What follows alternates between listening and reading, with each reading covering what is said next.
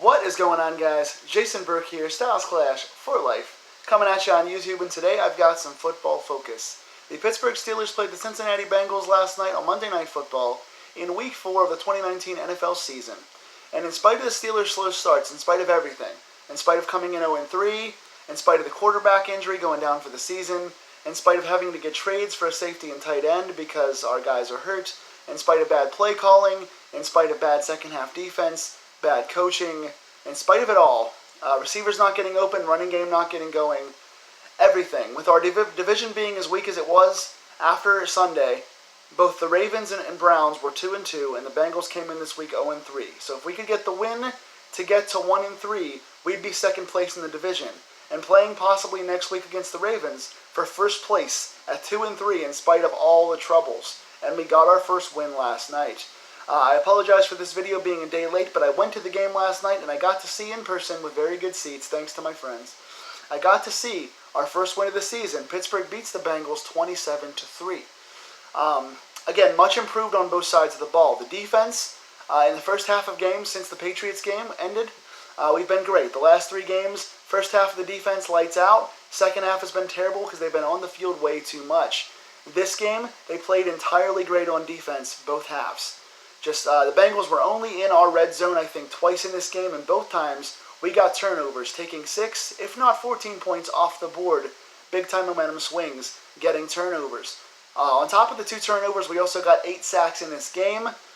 We are on pace to set some records for sacks for us, at least in my lifetime. We've been getting to the quarterback like crazy, getting off the field, creating second and long, third and long, and converting, finally getting the team off the field. Offensively, it was not the most flashy game to watch. It was not necessarily a high-octane offense by any stretch of the imagination, but it was efficient. For all the guff that I've given Randy Fichtner over the last couple of weeks, he came in at least with a game plan tonight. It was not flashy, it was not necessarily crowd-friendly, but he found a way to maximize Mason Rudolph and make him efficient, give him some confidence with easy completions to the running backs.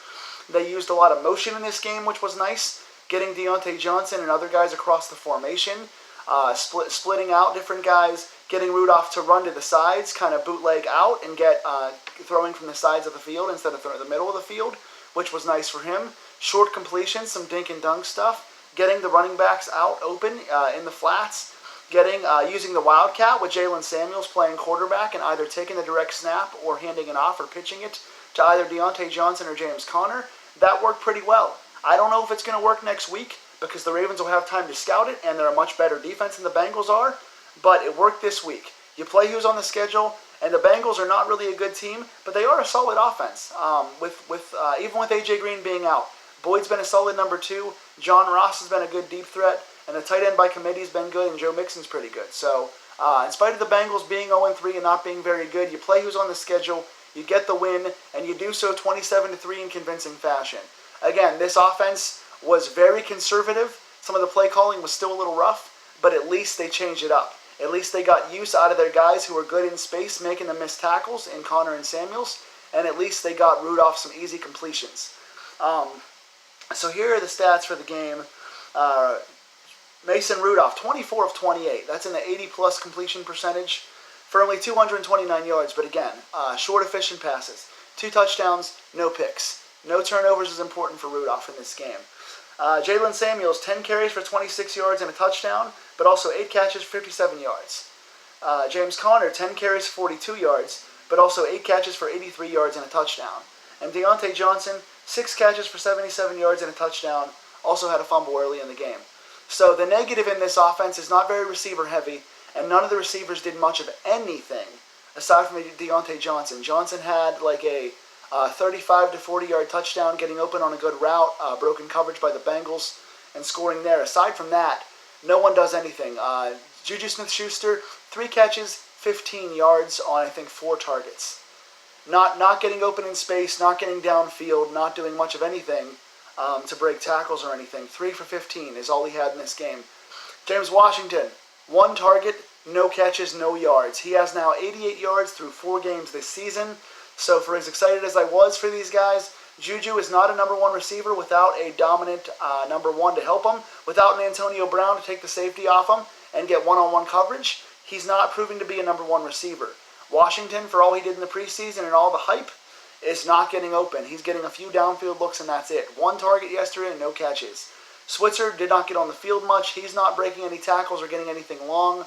Johnny Holton had one target, did get a pass interference out of it. Other than that, nothing else. Aside from running straight down the field, he's not running routes either. So Johnson, again, 6 for 77, most of it on one play. But he's the only guy that's getting any kind of looks. He's getting a few nice 6, 7, 8-yard passes to make second and short, which is nice. But then Connor as well.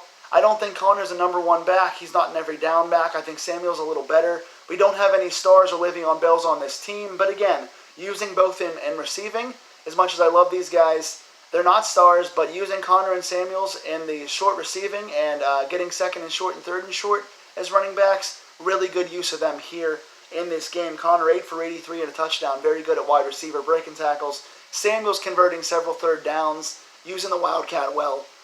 So again, it's not flashy and it might not work in the future, but it worked tonight. Defensively, 8 sacks and 2 turnovers on this team. Mark Barron, 8 tackles and a pick. He covered much better in this game. Did get beat 2 or 3 times, but overall covered the back of the end zone well, made the tackle, secured the stuff, got the interception in the back of the end zone to end the drive for us. He played much better, needed this game big time. Devin Bush covered better in this game. He had 8 tackles in this game, including, I think, 2 for a loss and a sack. So much better game for Bush as well. Those guys needed that bounce back, and they got it. Cam Hayward, 2.5 sacks, was a monster.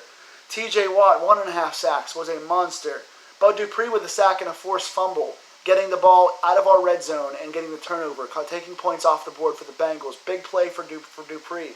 Javon Hargrave with a sack, Tyson Alualu with a sack. That is, again, 2 turnovers and 8 sacks. Defense pressuring all day. Steven Nelson got beat, I think, for two out routes, or in and out plays, but played pretty physical overall. He's been very solid this game. Hayden should have had a pick, but dropped it. Played pretty well, though. Using Mike Hilton and Cam Sutton alternating in the slot has been very solid. Both guys played very well and got some good tackles and played physical in this game. So solid secondary, didn't hear much out of them at all. Linebackers getting a lot of pressure, playing much better in coverage and wrapping up the tackles. That secures a lot of our defense. So again, if we can play a solid, secure, ball secure, time-managing offense and hold the ball a little bit and convert third downs on top of the sacks and pressure on this defense, we can be something to watch. If we win next week, we go to 2-3, and we're either in second or first, depending on the Browns' result next week. So nice bounce-back game for the Steelers, beating a bad team, but doing it in convincing fashion. What did you guys think of the offense? What do you guys think of our players like Connor and Juju? Are they stars, or are they just being used well in this game?